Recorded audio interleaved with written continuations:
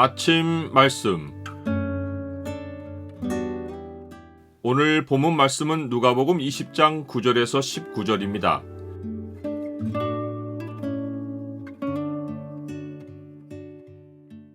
인생이 흥하고 망하는 것은 주님과의 관계로 찾아온다. 오늘 본문을 경고의 창으로 보면 예수님을 거부하는 자가 당하게 될 현실이 무엇인지가 보입니다. 경고의 창을 보여주는 구절은 20장 18절입니다.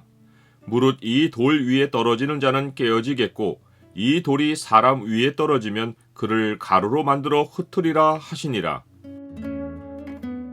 예수님은 종교 지도자들에게 내가 무슨 권위로 이런 일을 하는지 말하지 않겠다고 하셨지만 백성에게 비유 하나를 말씀해주며 예수님께 어떤 권위가 있으며 이 권위에 도전하는 자들은 어떤 결과를 당하는지를 알려주십니다. 예수님은 포도원 비유를 말씀하십니다. 포도원 비유는 이사야서에 나옵니다. 이사야서는 포도원이 이스라엘을 상징함을 알려줍니다. 예수님이 포도원 이야기를 꺼내는 순간 백성과 공회 지도자들은 자기들 이야기인 것을 금방 알아차립니다. 예수님의 비유에는 한 사람이 나옵니다. 그는 포도원을 만들어 농부들에게 새로 주고 타국에 가서 오래 있습니다. 그가 이 지방 사람이 아니라는 증거입니다. 당시에는 유대교로 개종한 이방인들이 예루살렘에 찾아와 경배하고 자기 지역으로 돌아가는 일이 있었습니다. 이 포도원 주인도 그런 사람들 가운데 한 사람입니다. 이방인이 포도원을 소유한 것은 빚을 진 유대인이 자기 땅을 이방인에게 팔았기 때문입니다. 그러나 이방인은 영구적으로 땅을 소유할 수 없습니다. 이스라엘 땅은 지파에 속해 있어서 기업 물을 자가 그 땅을 무르고 자기 지파 안에 두어야 합니다. 기업 물을 자가 없고 그 땅을 이방인이 소유했는데 그에게 상속자가 없거나 그가 죽으면 땅이 소작인의 차지가 됩니다. 예수님의 비유는 이런 사회법을 배경으로 가집니다.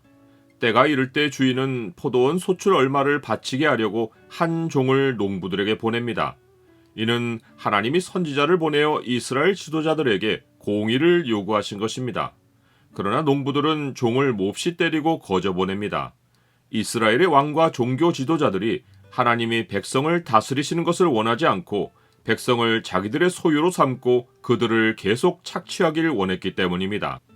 포도원 주인은 다른 종을 보내고 세 번째 종도 보냈지만 주인의 요구를 거부하는 농부들의 저항과 포악함은 계속되었습니다.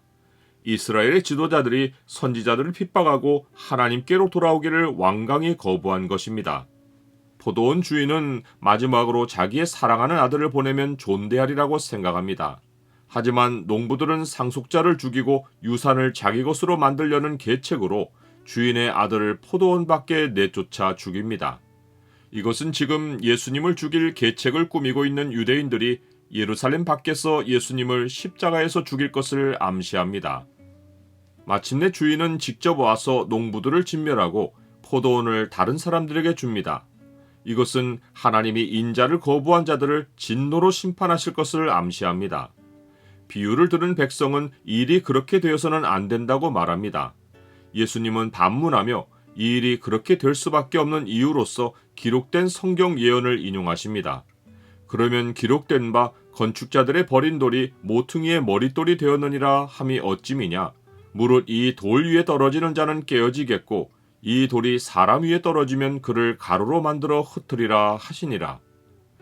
며칠 있으면 사람들이 예수님을 버릴 것이지만 예수님은 마침내 교회의 머리로 세워지실 것입니다.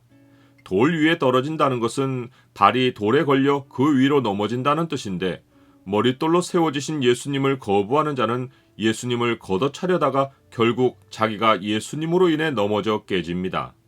이런 일이 마지막 날까지 벌어질 것이지만 끝내는 다니엘의 예언처럼 위로부터 돌이 떨어져 사람들을 멸하는 날이 도래할 것입니다. 바로 그리스도가 재림하여 세상을 심판하시는 날입니다.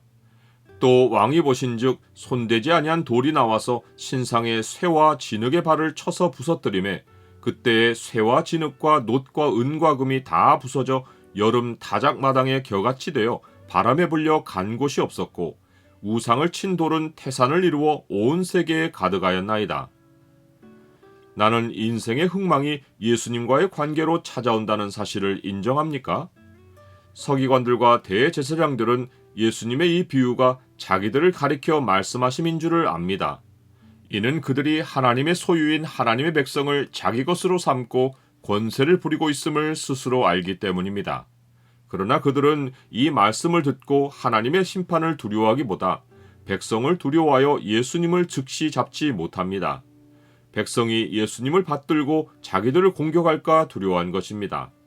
하나님을 두려워하지 않는 사람은 사람들을 두려워하고 하나님의 말씀에 순복하기보다 육신의 생각으로 상황을 판단합니다. 이것이 그 사람이 하나님의 원수라는 명백한 증거입니다. 육신의 생각은 하나님과 원수가 되나니 이는 하나님의 법에 굴복하지 아니할 뿐 아니라 할 수도 없습니다.